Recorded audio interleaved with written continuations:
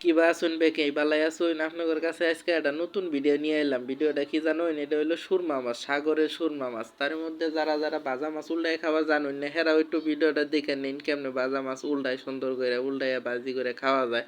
আচ্ছা যাই হোক, আজকে আপনার ঘরে দেখামো সুরমা মাছ কেমনে সবজি দিয়ে রান্না করে আলু দিয়ে, সিম দিয়ে, সুরমা মাছ টমেটো দিয়ে বালাই মজা লাগে রাঁধতে।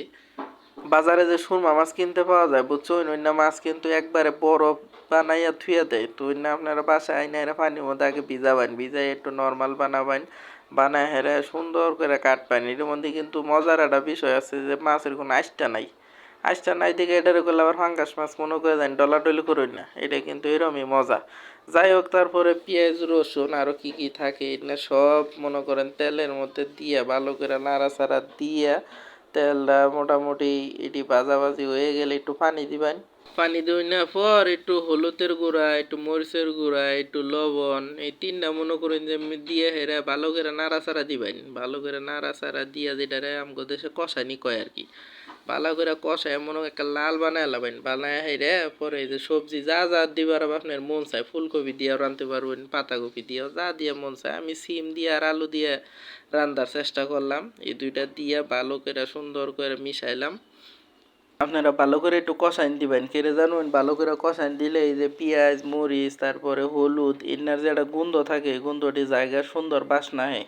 মশলাটার হাতে সুন্দর করে সবজিটারে ভালো করে মিশাই দিবেন, একবারে মাখা মাখা করে দিবেন। তারপরে আপনার ঘর প্রয়োজন হবো কি জানেন, অল্প একটু পানি লাগবো। পানি প্রয়োজন মতো দিবেন, খুব বেশিও না খুব কমও না। আমার যত পানি দরকার ছিল না আমি অতানি পানি দিয়ে দিলাম, দুইবার করে পানি নিছি।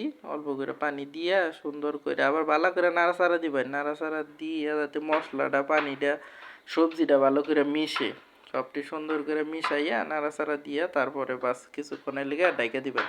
তরকারি কালারটা দিকে মনে হইতাছে কি পানির মধ্যে লাল রং দিছি দিয়ে মিশাইছি। যাই হোক, তারপরে আপনারা মাছটি আস্তে আস্তে করে ছাইড়া দিবেন। তরকারিটি যখন সিদ্ধ হবো তখন মাছটি ছাইড়া দিয়ে মাছটি একটু পানির মধ্যে চুবাই থুয়ে দিবেন, চুবাই থুয়ে ডাইকা দিয়া বাস ভালো করে জাল দিবেন। জাল দিয়ে বেশি করে ঝোল রাখান যাবো না, বেশি ঝোল রাখলে সাগরের মাছ খান যায় না, মজা লাগে না।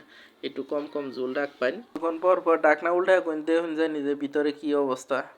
যারা যারা টমেটো পছন্দ করেন ওরা মনে করেন যে অল্প পরিমাণে টমেটো দিয়ে দিবেন, শুকা টমেটো হলে কমাই দিবেন, আর যদি মিঠা টমেটো হয় তাহলে একটু বাড়াই দিবার পারেন, কোনো সমস্যা নাই কে। তো রান্না মোটামুটি শেষের দিকে বুঝছেন। এখন আপনারা যারা যারা এরকম করে খাইন না একবার খাইয়া দেখতে পারবেন, বালাই লাগবো। তো ভিডিওটা আজকে এই পর্যন্তই, ভালো থাকেন।